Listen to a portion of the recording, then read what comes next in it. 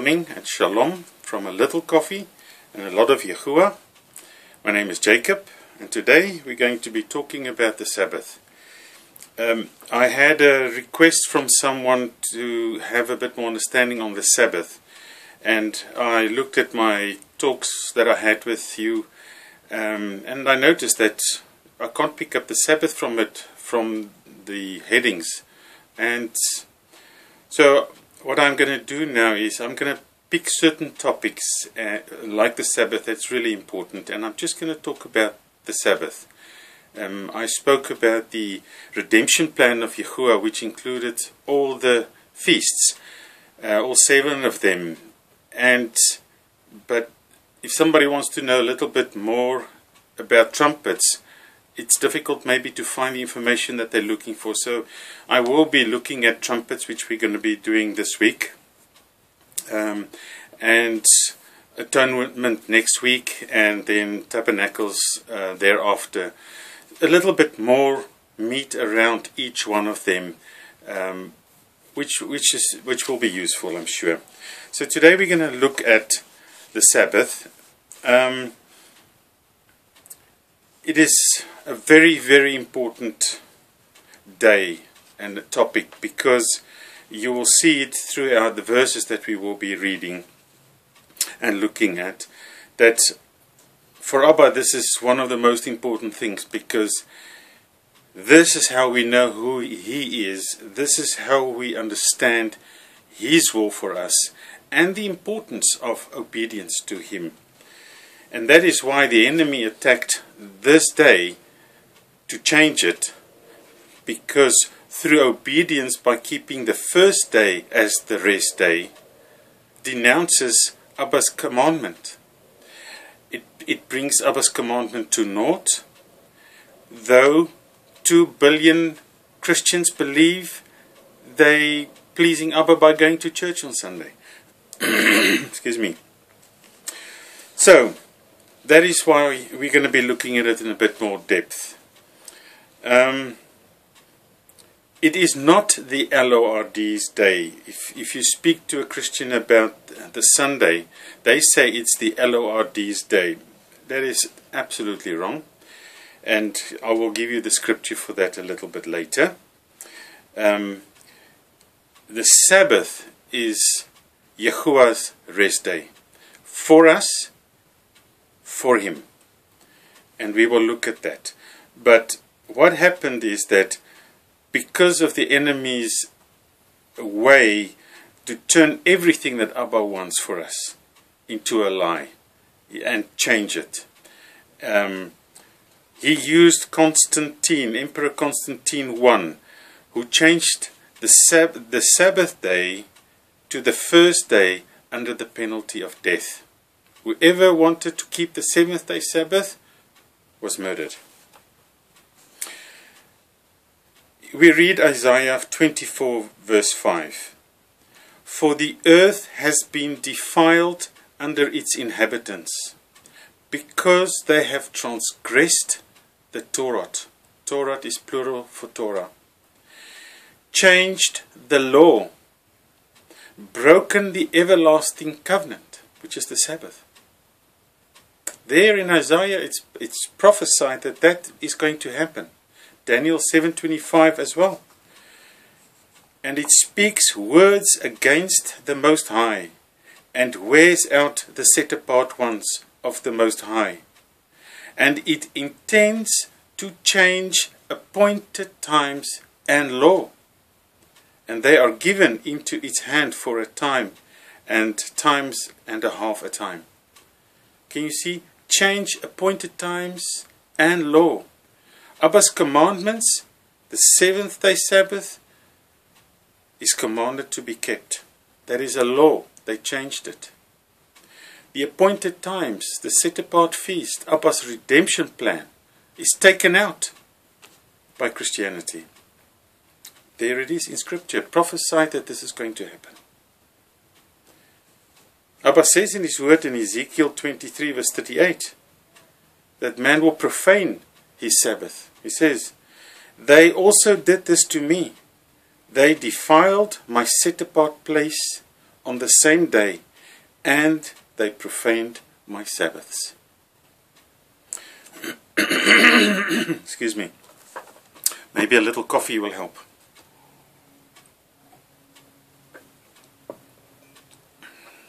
I've learned now, if I have a full cup of coffee and I take my first sip and I start talking, by the end I've got a cold cup of coffee, because I don't drink my coffee throughout. So I must learn to take some sips, but I start my coffee nice and warm, and when it's about halfway I come and sit with you guys. So, then we move on. The day of Yahuwah, or the Elohim's day that Christianity calls it, is the return of Yahusha. In 2 Peter 3 verse 10, it says, "But the day of Yahuwah shall come as a thief in the night, in which the heavens shall pass away with a great noise, and the elements shall melt with intense heat, and the earth and the works that are in it shall be burned up." That is the day of Yahuwah. Now, let's look at the more positive part, talking about Yahuwah's Sabbath and the beauty of it. But there's certain things that are really important to remember as well, is that how Abba intended it to be in its totality. When Abba talks the Sabbath day, it must have a start time and it must have a finish time. And the start time is from sundown to sundown. Sundown the 6th day to sundown the 7th day.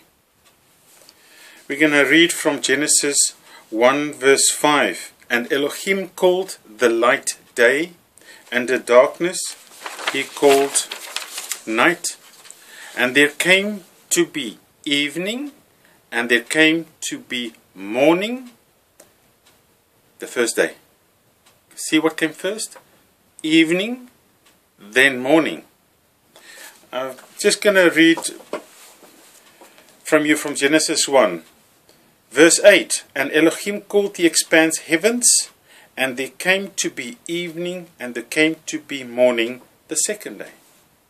Verse 13, "And there came to be evening, and there came to be morning, the third day." Verse 19, "And there came to be evening, and there came to be morning, the fourth day." Abba repeats it like this. He just could have said second day, third day, fourth day, but he is repeating so that we will get the message. And there came to be evening, and there came to be morning, the fourth day, fifth day, sixth day. So that we will understand, when we keep his days, we know it starts evening and then morning.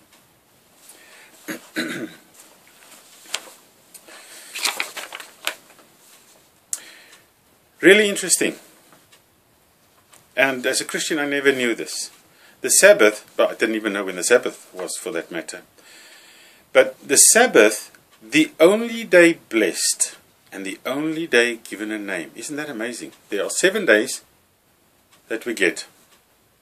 Only one's got a name, and only one Abba blessed. Genesis 2 verse 3. "And Elohim blessed the 7th day, and set it apart, because on it he rested from all his work which Elohim in creating had made." He sets an example for us. This is what we got to do. He did it, and we do it. And let's go now to the 10 Commandments. And Abba in the 4th commandment talks about the Sabbath. And he starts off with, "Remember the Sabbath day to set it apart." There is a reason why Abba started it like that. He says, remember, because mankind forgot. Even after him stressing the fact that we have to remember. And when he discusses the Sabbath, depending on the translation, but it's around 100 words that Abba uses just for the Sabbath.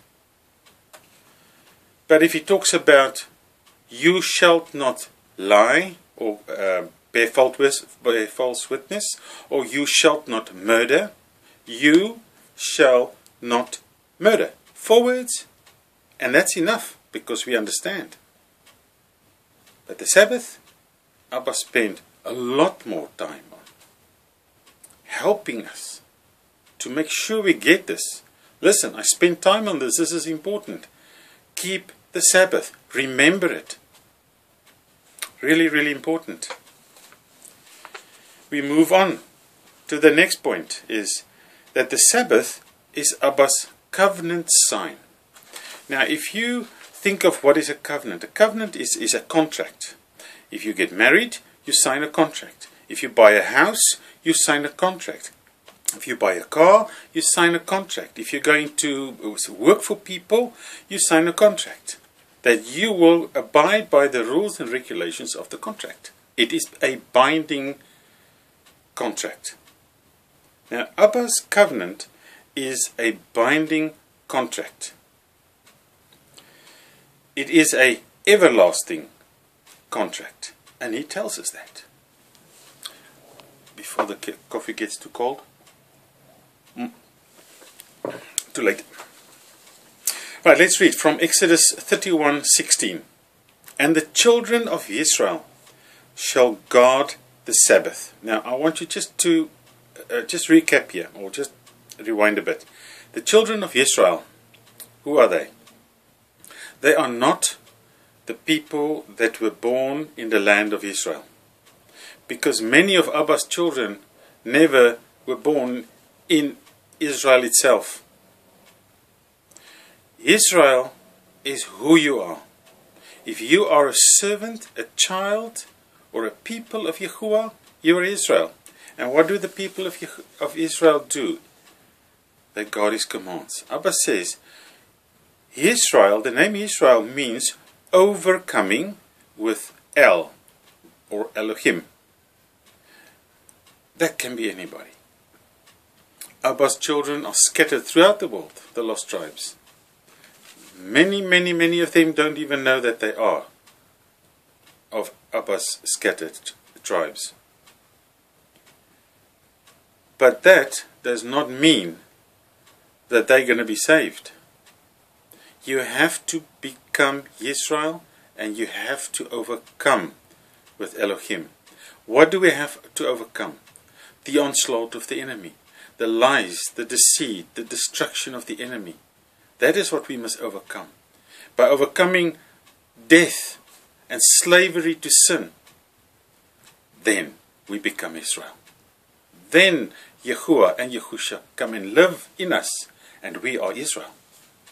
So, Exodus 31:16, and the children of Israel shall guard the Sabbath, will obey, to observe the Sabbath throughout their generations. Throughout means from the one side all the way through to the other side. And then to put the rubber stamp on it, to complete it, is as an everlasting covenant. The last time I checked, everlasting was not a day long, it was not a month, it was not a year, it was not all the time till Yahusha came and then suddenly changed to not everlasting. Everlasting never stops. And if Abba tells us it's everlasting, I believe it, and it's good enough for me. Exodus 31:17 says, between me and the children of Israel, it is a sign. The Sabbath is a sign. The Sabbath is a covenant sign. Forever. Between me and the children of Israel, it is a sign forever. For in 6 days Yahuwah made the heavens and the earth, and on the 7th day he rested and was refreshed. Abba sets our example for us. But this is personal to Abba. This is not just for you and for me, or for Israel. It is personal. He is part of it. That's why he rested. And to show to you that it's personal is that he actually signed this contract with his own finger. Exodus 31:18. And when he had ended speaking with him on Mount Sinai, he gave Moshe 2 tablets of the witness, tablets of stone, written with the finger of Elohim. Written with the finger of Elohim. That I find so amazing. Abba loves us so much. Little details. That is so beautiful. This is so personal. He loves us so much.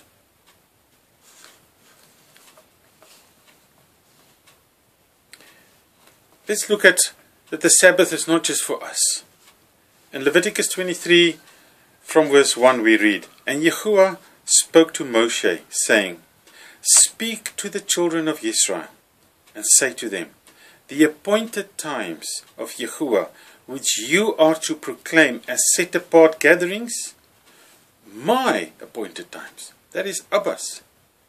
Now he's talking about the rest days, the high days and the weekly Sabbath here. But just the next verse he says, 6 days work is done, but the 7th day is a Sabbath of rest. A set apart gathering. You do no work. It is a Sabbath to Yahuwah in all your dwellings. It is a Sabbath to Yahuwah. He didn't say it's a Sabbath for the people only. It is a Sabbath for us. But it's a Sabbath to Him, showing our respect. We honor Him this way. We esteem Him, make Him great through our obedience. That is the relationship Abba wants. Two-way street.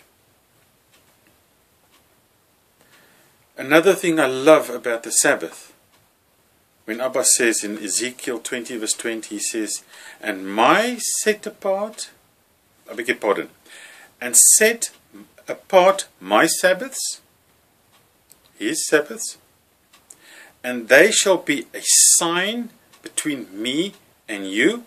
We've heard that before. But listen to this. A sign between me and you to know that I am your Elohim. By guarding His commands, keeping His Sabbath, we will know that Yahuwah is our Elohim. Not G-O-D, not L-O-R-D, not J-S-U-S. That Yahuwah is our Elohim. That is so awesome. Obedience.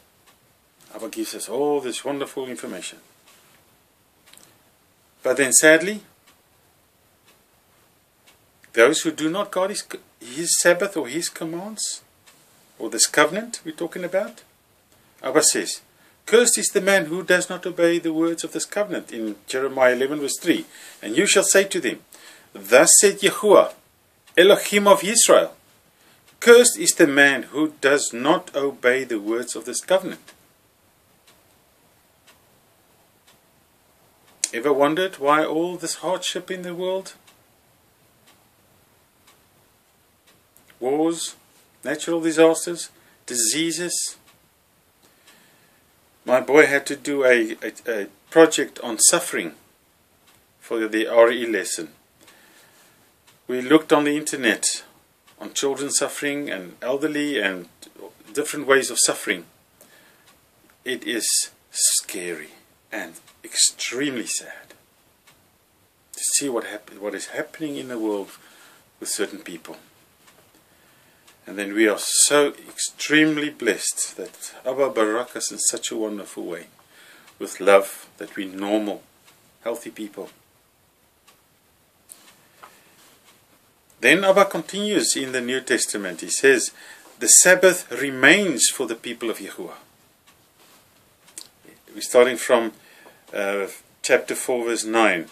So there remains a Sabbath keeping for the people of Elohim. Who are the people of Elohim? Israel. Verse 10. For the one having entered into his rest has himself also rested from his works, as Elohim rested from his own. Verse 11. Listen to this. Let us therefore do our utmost to enter into that rest. Our utmost. We must do our absolute best. Lest anyone fall after the same example of disobedience. We don't want to be there. We do not want to fall in the example of disobedience. And then For those who think that the Sabbath was only for the Old Testament and that it's changed into the Elohim's day because he rose on the first day, which is a nonsense. Not that he rose on the first day. He did rise on the first day, but that didn't change the Sabbath. It says in Matthew 24, verse 20, and pray. This is Yahusha speaking about the end times, telling us what is coming so that we know. He says, and pray that your flight does not take place in the winter or on the Sabbath. The Sabbath, in the end time, still happening. That is why we have to remember. The following is what Abba expects of us. In 1 Timothy 6 verse 14 he says, that you guard the command spotlessly, blamelessly, until the appearing of your Master Yahushua Messiah. Guard the commands, all of them, until Yahushua came, is going to return. That will include the Sabbath. That is not changed.